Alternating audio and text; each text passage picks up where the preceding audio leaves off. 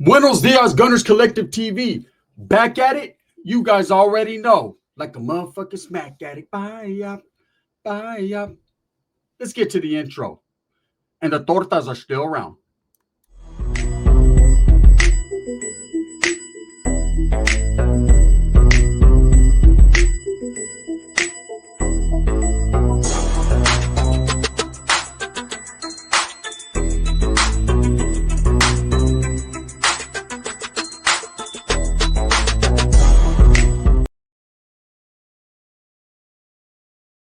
Welcome back to the channel. And if you haven't already hit that like and subscribe button, make sure you go ahead and do that. Put your notification bell on all so that way you're directing the direction of the dope content that the gun stays kicking. And I appreciate your support, man. I'm very humbled. So I got asked a question, man, and I wanted to answer it right here in a content purpose and fashion, right? And he says, where are more riots had in homie? Are they do they happen more on the SNY, the protective custody, the non-designated, the programming yards, or do they happen more in general population, GP? Well, things have changed. Over the last 10 years in CDCR, a lot has changed.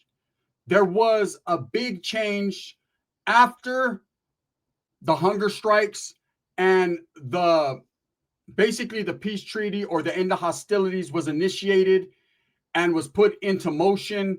That's when a lot actually changed. That's when the guys that were locked behind the walls in them dungeons in the shoe, the guys that were, validated, were able to make it back into the general population yards. And some decided amongst themselves to not even go back to a general population yard. There were some that rolled it up on the way out and they were sent to the non-designated yards or the SNY yards, depending upon where ICC depended on, they decided to send them.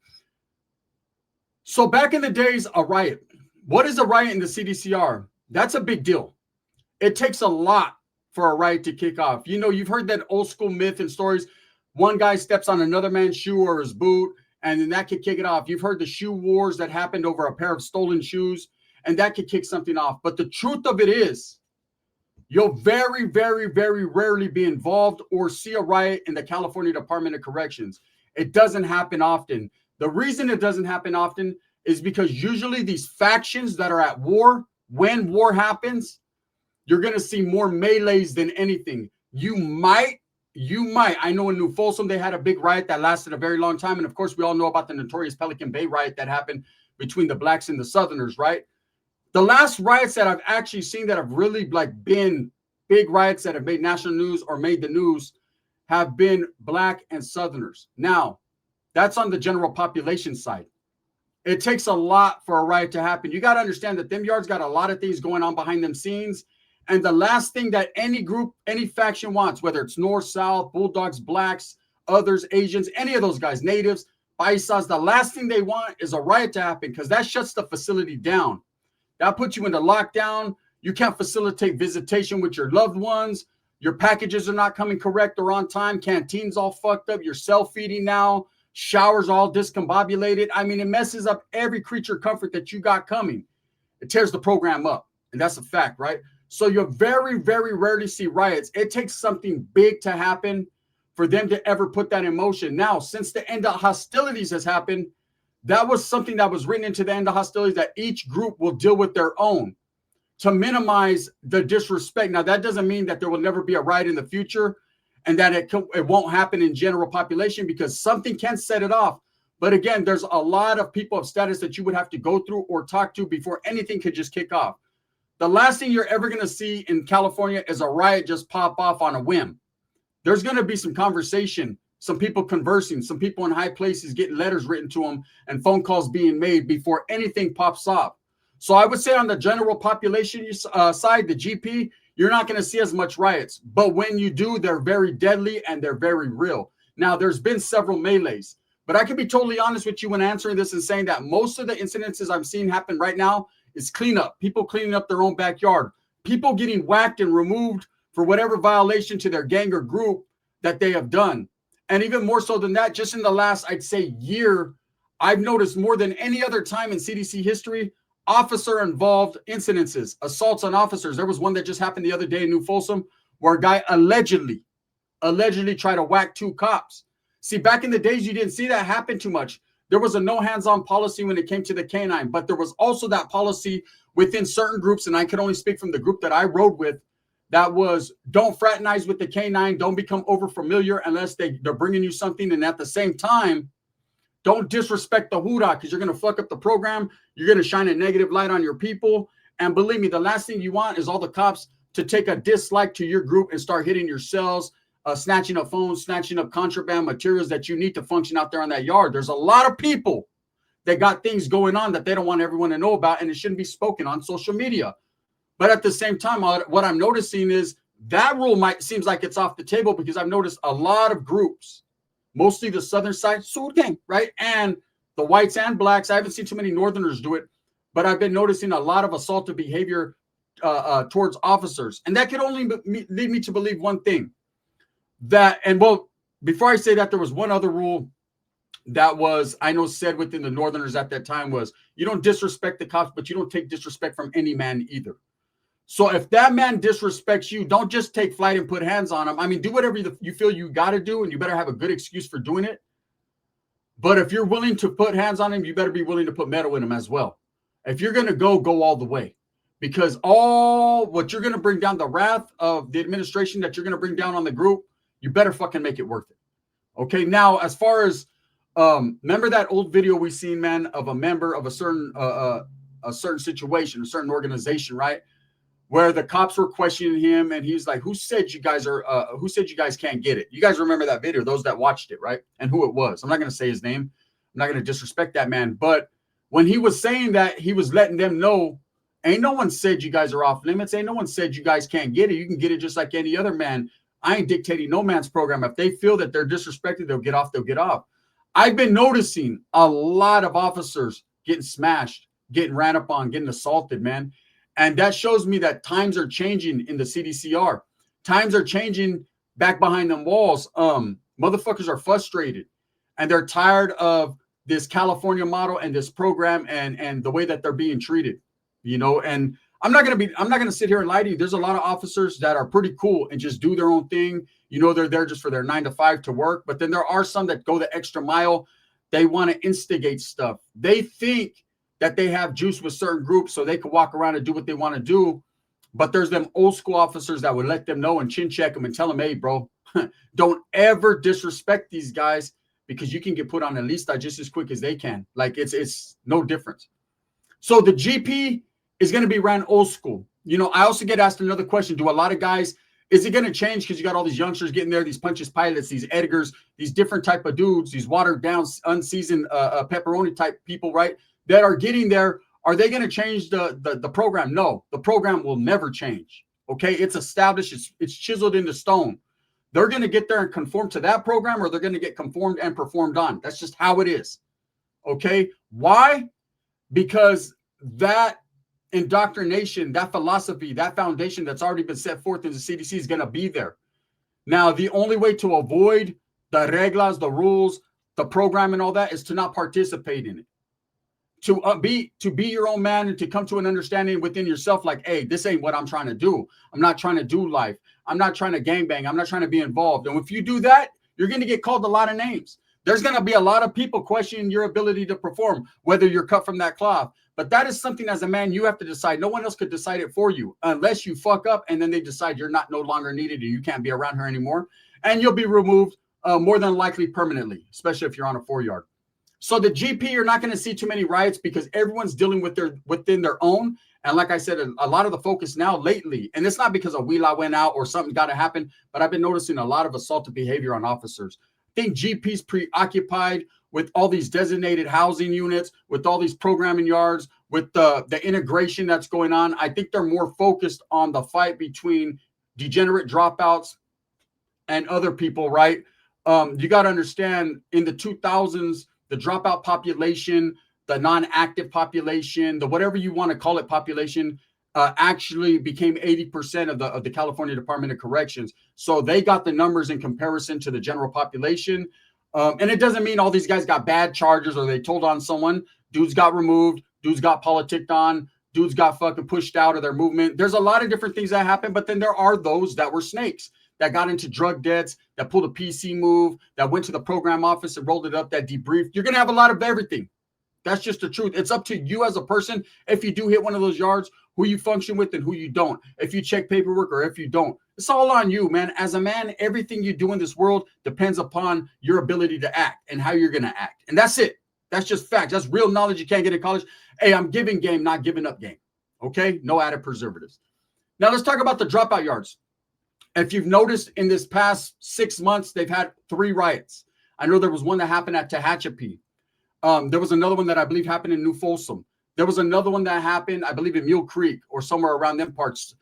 You'll have a lot more riots and melees and group situations on the SNY yards, these dropout yards, in comparison to the GP. And I'll explain to you. There's no structure. There's no program. You're not going to see, though, black versus Mexican, black versus white, white versus Mexican. You're not going to see that traditional race riot type stuff happen on the SNY yard. You're going to see what are considered dropout gangs. That's not my words. That's theirs, right? Gangs that have sprung up from the ashes, that are non-functioning, like 2-5ers, Northern Riders, gangs like that. You're going to see them either go at it with each other because of their little inner politics that they got going on. Because they look at anywhere you go, there's going to be some type of politics. Even on an SNY yard or a 50-50 yard or whatever yard you go to, there's going to be some type of political base there holding it down with their little rules. If you go onto a dropout yard or any yard and there's dropout gangs, groups that have now formed in protection or whatever they believe in, you're going to have them dudes that do it for one reason, and then you're going to have some rowdy characters that have never been involved at any level in general population that want to act tough. They want to get all blasted on their face. They want to play that prison role, that old convict role, but they never really conducted themselves properly in the general population setting, right? Those are the dudes that tend to be disrespectful, that tend to talk shit about other people because they feel not only protected, but they're part of a group. And so they can go out there and kind of control that yard and spit their narrative. That is what causes other groups to feel some type of way. And now that's when a melee or a riot occurs. I think one of the main riots that happened, believe it or not, was between the GBGs and I believe the 2-5ers, or was the Northern Riders. I'm not sure. I believe it was the 2-5ers where they got into it. What was it over? Someone didn't want to suck someone's dick? I don't know.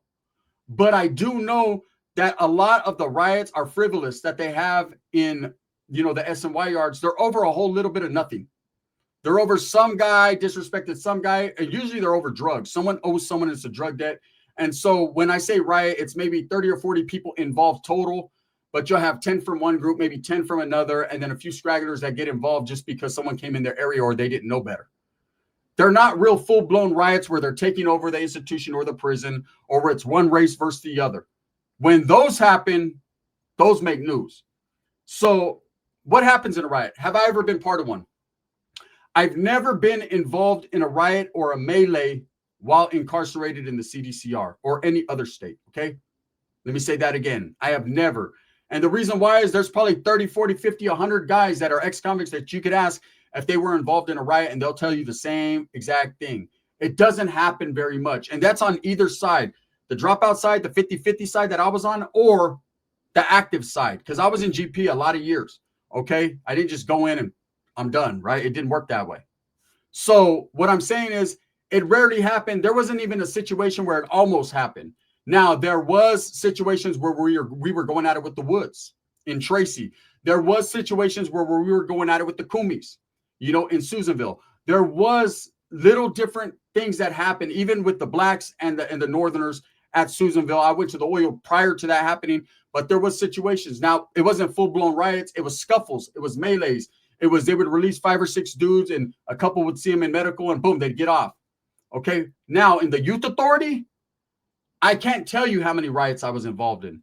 I've told you guys the biggest riot that ever kicked off while I was involved was in the quad area at school in the Youth Authority. It was something that the Southerners had planned and something that we had planned. It was kind of like preordained. It was pre-organized. Like they knew that they were going to get off. We knew we were going to get off. It was who was going to get off first. And let me tell you, in the Youth Authority, it was wild. Everybody had their hand raised. Everybody wanted to get off. And I remember that day, and I've told that story, man. And one of the content creators who actually does, he's from Oakland. He took it as a form of disrespect because he felt I was disrespecting his homeboy, rest in peace, who was involved in that riot. And I never meant to do that. It was never no disrespect. But if I'm going to sit here and bullshit you and tell you lies, then where's my credibility at? I'm going to tell you the truth and how things will happen. We take some wins, we take some losses. That's just the way it goes. And that particular day, unfortunately, man, that man was involved and he got snaked on. And that's just the truth, right? But that was a big riot that happened.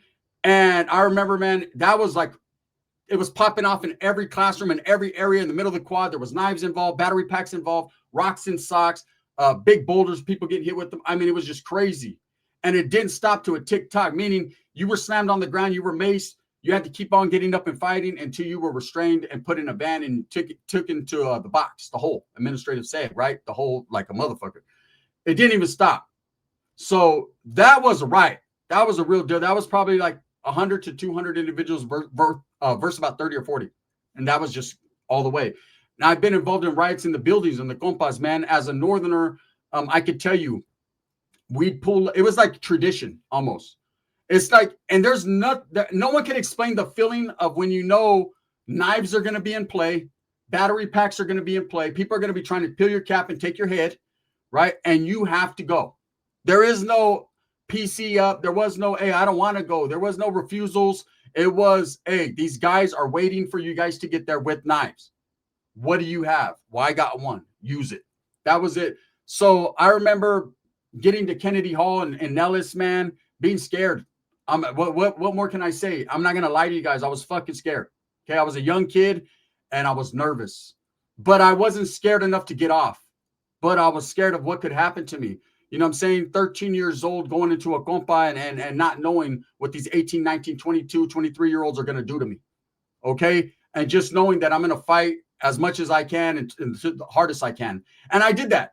And it kicked off. I remember that day, man, we got there. Everything was good. We sat in the day room. Some dude came out, said Estrellas, and it was on and popping, right?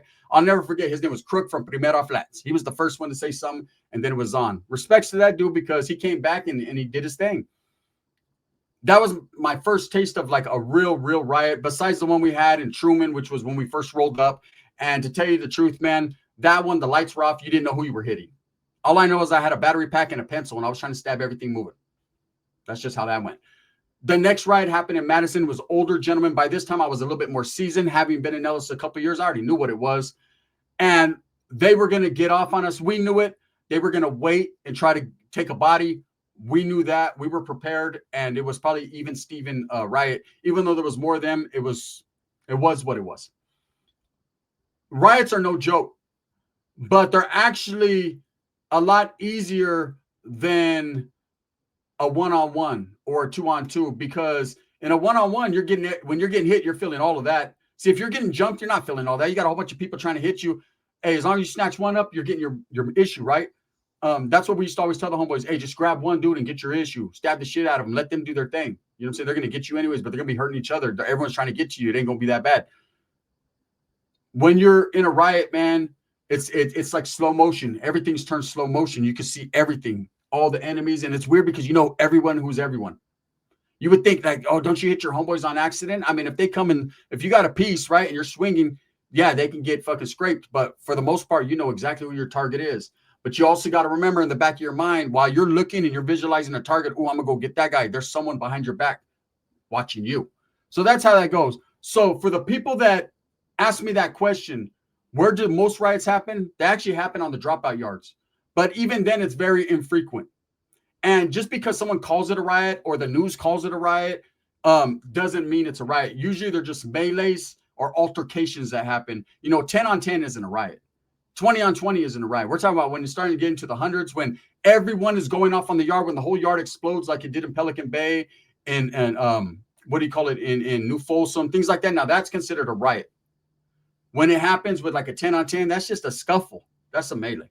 Anyways, I hope I answered the question, man. I'll tell you guys right now, the whole reason, and I could have said this in 10 seconds, but I just wanted to make a video out of it. The reason why more riots happen on the SNY yards in comparison to the GP, in GP, there's a lot more structure, a lot more respect, okay? A lot more programming going on. You know, people don't just jump the gun over there because, you know, jumping the gun can get you caught up. Whereas in the SNY yard, you don't have to answer to anyone. You can do anything, anytime, whenever you feel like it. If you feel disrespected, even not disrespected, you can just wake up in the morning in a bad mood and get off. And that right there is Wild Wild West. That proves for more altercations, more danger, more viciousness and violence. I'm not going to sit here and say the SNY is more violent or vicious than the GP, but times have shown it's just as bad. Thumbs up or thumbs down. Heavy's going to be the head that wears the crown. I'm going to continue to strive, struggle, and strive for what I truly believe in. That's the betterment of all people. I really hate doing these prison stories, but if you ask me a question, I'll do the best I can to answer it. Bang, bang.